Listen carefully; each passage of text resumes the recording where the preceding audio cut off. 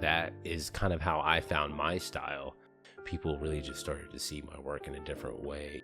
They really started to see a different type of energies. So the best way you might want to find your style as an artist is to practice. Practice makes perfect.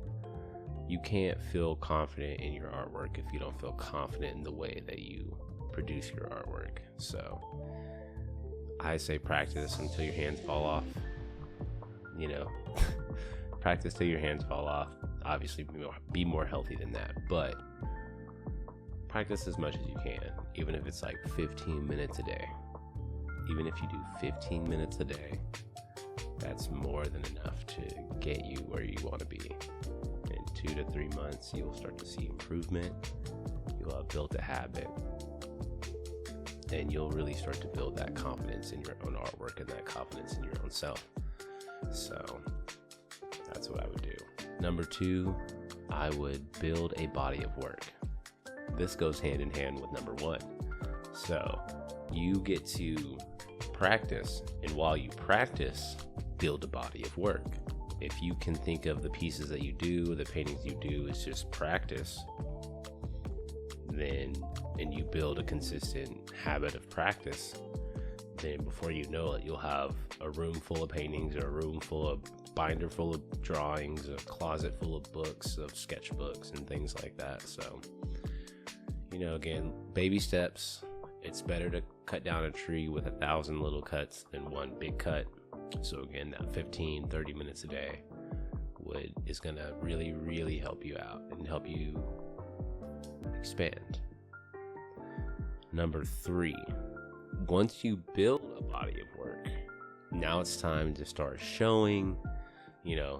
Throughout this whole time, you can be posting to social media just to kind of get the hang of social media. But if you're just getting started, I really wouldn't worry about social media too much. I would worry more about the craft. Social media is kind of just, it's a marketing tool, just like any other platform that houses a large group of people. Advertisers are going to come in and make it a marketing tool. So, that's what it is now. You can have shops, whatever. So, but if you don't have anything to sell, you don't have anything to put on your social media. So, do it lightly. Do social media lightly and build a body of work. That way, whenever you really start hitting your stride or hitting your first uptick in technique and uptick in your professionality when it comes to your work, then social media will take on a different light. It'll take on a different air. Maybe you'll get a team, but that's very far in the future. Right now, just build a body of work. Because if you build a body of work, you'll have a lot of things to show. You'll be working different aspects of your art, all those types of things. That is kind of how I found my style, is once I learned and thought of hey, I'm going to do a series. I'm going to do a series of these musicians, and then I'll have this bongo player, this trumpet player, this guitar player, maybe this vocalist or DJ. It doesn't, and they all kind of tie together in their style and vibe. And then, as well as you're taking from things that you've seen subconsciously.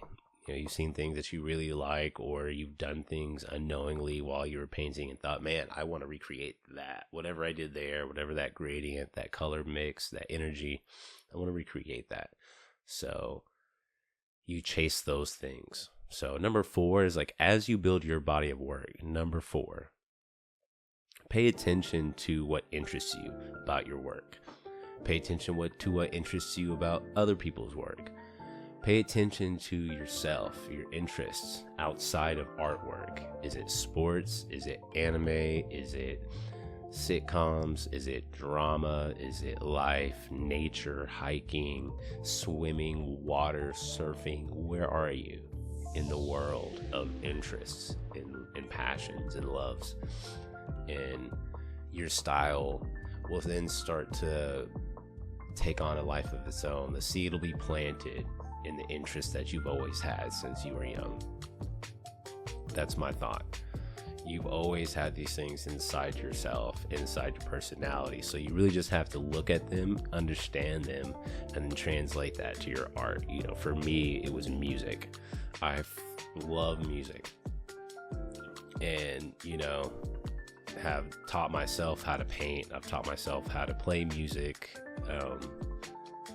with varying degrees of success. And I've really been blessed to be able to put forth that effort and learn those two things, because it brings me so much joy. So then once I started to blend those two loves into painting portraits of musicians, people really just started to see my work in a different way. Even though they had been seeing it that way before, they really started to see a different type of energies, because I was playing with the transmutation of my love for music with my love for art, and those two things amplified each other in my work. So and once I did that, I kind of learned how to translate that into other things that maybe don't share the same passion for me. So, but again, just get real deep and personal on a personal level, on a self level, knowing what your interests are, knowing what your passions are. That'll kind of help guide you towards what it is that you really want to express in your artwork.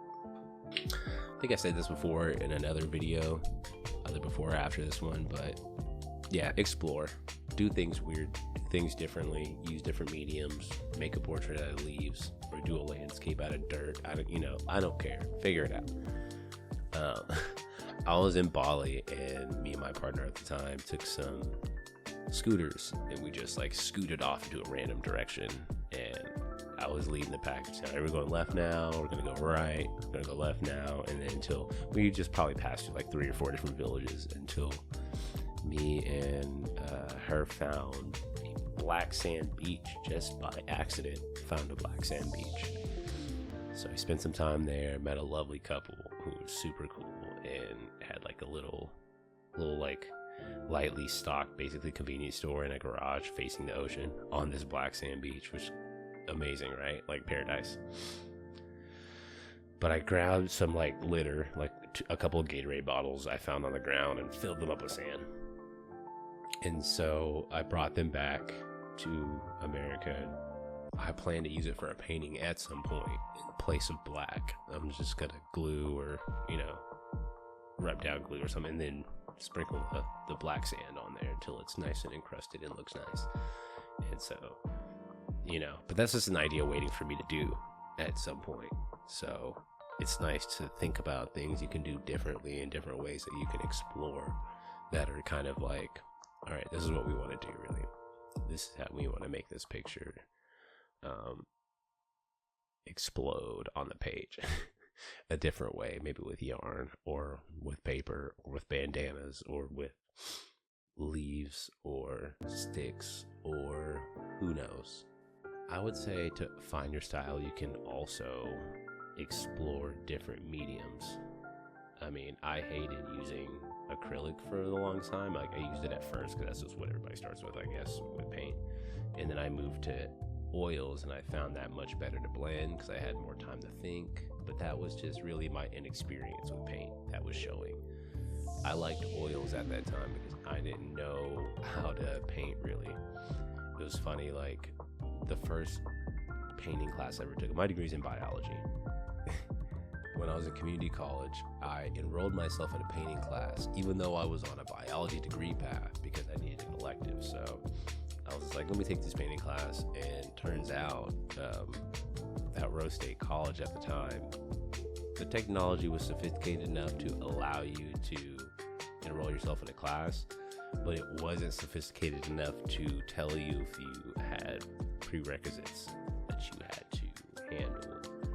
So turns out painting 1 was like 4 classes into a degree plan of art. You can't just like enroll yourself. So the teacher, amazing woman, also like knows my family. We're out here in Oklahoma. She saw me walk in and was immediately surprised and just said, "Hold up, who are you? What are you doing here?" And I was like kind of taken aback, like, what do you mean? Like, can I not be here? I'm just here to paint. Like, what's the problem? And again, she turns out she says, you need to take color 1, color 2, drawing 1, and drawing 2 before you get into this class. And I was like, oh, well, I'm sorry, I already got all my stuff, or whatever I need. And she said, all right, well, I'll let you stay for 1 class, and if I like what you do, then I'll let you stay. And so turns out I was able to complete painting 2. She let me stay, and it was a great experience. Even though I ended up getting a C in painting 2 because I just didn't turn my work in on time. That's my fault. This is my problem, my personal challenges that I need to work with on time management. But we've grown since then. We've grown since 2012. Miss Thomas, we've done that. We've achieved a new level. Okay, so that's probably the main things I would do if I was trying to find my style as a new artist or a beginner artist. So I hope that helped. Let's help you guys figure that out. Thank you for watching. And if you find you want to follow my channel for more tips on being a new artist or starting your journey, following my journey as well, then hop on, subscribe, do the thing.